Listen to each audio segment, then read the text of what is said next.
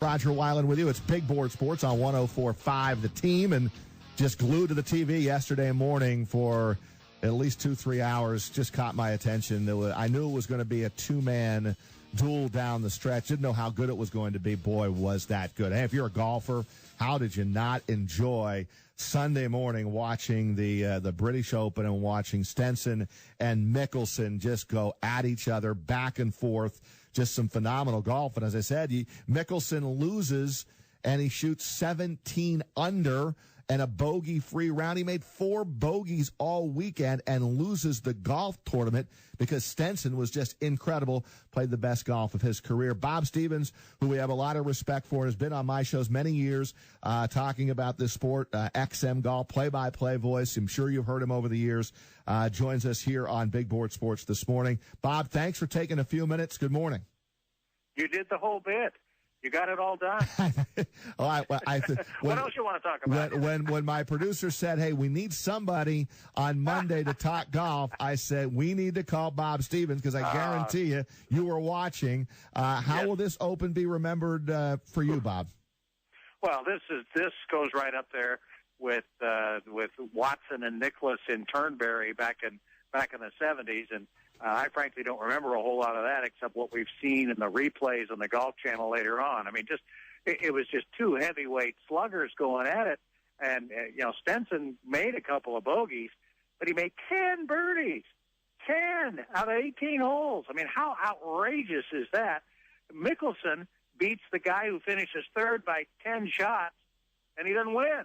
I mean, it was just unbelievable, back and forth and back and forth. And just about the time you thought, okay, maybe Phil's got him now. Stenson would hit a great shot. Then you'd say, okay, maybe Stenson's got it put away, and then Phil would hit a great shot. And it was just back and forth, and it was almost all good in a situation where you think the British Open, you're usually waiting for somebody to get killed by the wind or the rain or something else or those terrible bunkers.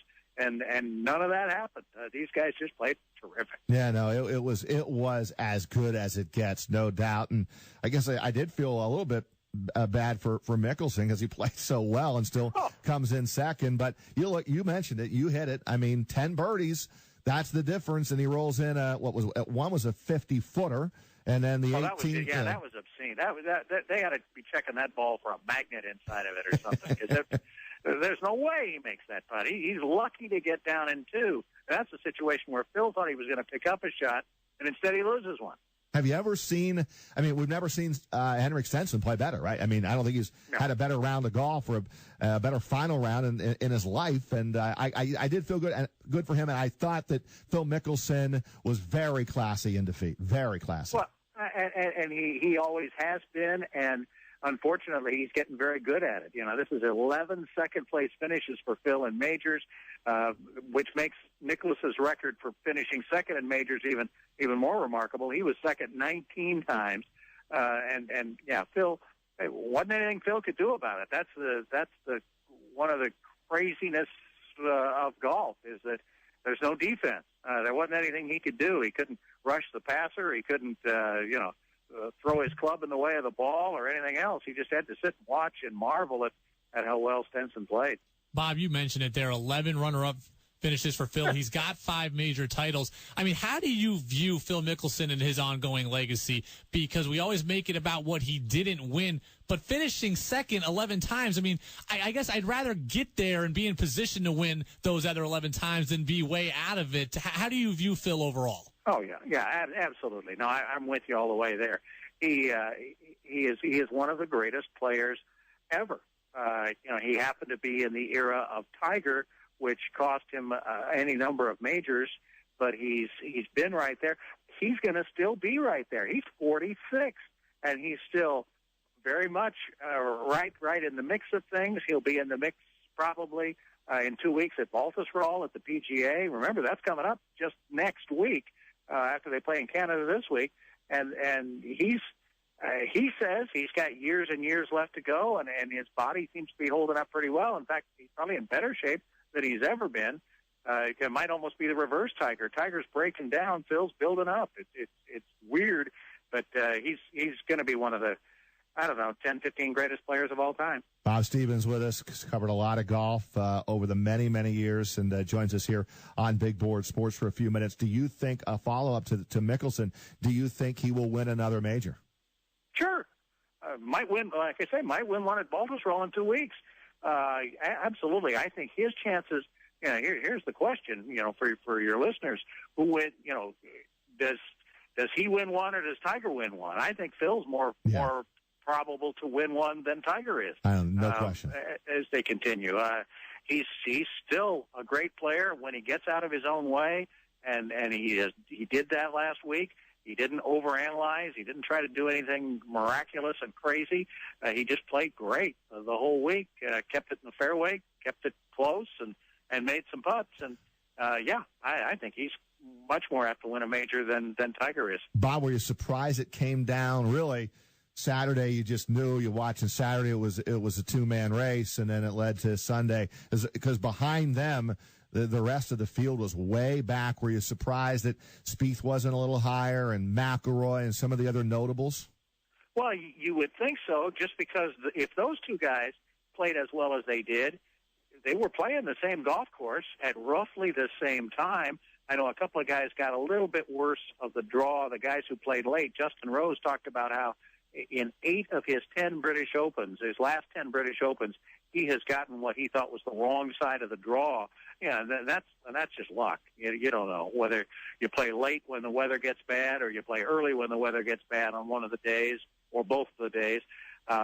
Phil and Henrik Stenson both got the good side of the draw, but you got to think somebody's going to be close to them. Most of these major tournaments are decided by 1 or 2 shots, and to have these guys just run away is really weird. In fact, I don't think any of us will remember who finished. Did Stricker finish third, or Beef Johnson? And one of those guys, whoever finished third, can say they won the Beef Light.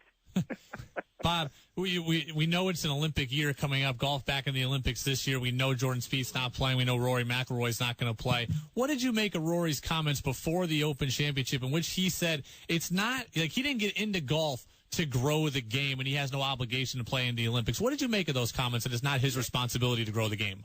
That's a little selfish of Rory, and it's not. I don't think that's the real Rory. He has done an awful lot to grow the game. He's brought a lot of people along with him. He's done that already. Whether he thinks he needs to be in the Olympics to help grow the game, again, that's up to him. I don't think any of the guys who are going to be – I think the Olympic format and the way it's set up is not going to help grow the game. It's just another tournament. They've decided – the only thing unique about it is how they've decided to pick the 60 players who are playing and where they're playing. They're playing on a golf course nobody's played before down in Rio. If they'd have made it a team competition, if they'd have made it something that looked Olympic, I think it really would grow the game. I'm not so sure now. I don't think it's going to grow it.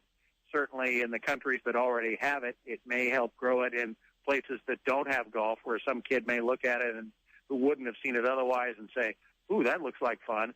But if they're in a place where they don't have it, and, what are they going to be able to do about it anyway? There probably aren't that many golf courses for them to go play. Bob, one more for me, and that is back on Tiger. I mean, where do you think his career is headed? You talk about whether he can win a major again. I don't think so. I mean, health reasons just alone, he doesn't seem to be on the right track. Will he win another golf tournament? Boy, that's a good question. I think he's certainly still capable if he gets his health issues straightened out. The clock is ticking, but then again, Tiger is still, he just now turned 40, I think. So look where Phil is at 46. Look where Steve Stricker came back later in his career. There are still a bunch of guys. Vijay Singh is still competitive in his early 50s.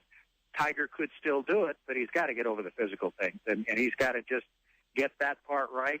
When he does, he's back in contention for regular tournaments, and then we talk about it. Win 3 or 4 regular tournaments, then you talk about winning some more majors. Well, it was fun yesterday, Bob. I think we all agree that, man. That was something, and I knew. That's why we call Bob Stevens, because I guarantee he's glued to that from start to finish. It was. I can usually on any golf tournament catch a little nap, kind of during the middle holes, and I was on the edge of the seat all day. It was great stuff. Bob Stevens, always a pleasure. Thanks for a few minutes here on Big Board Sports on 104.5 The Team. Anytime. Thank you, Bob Stevens.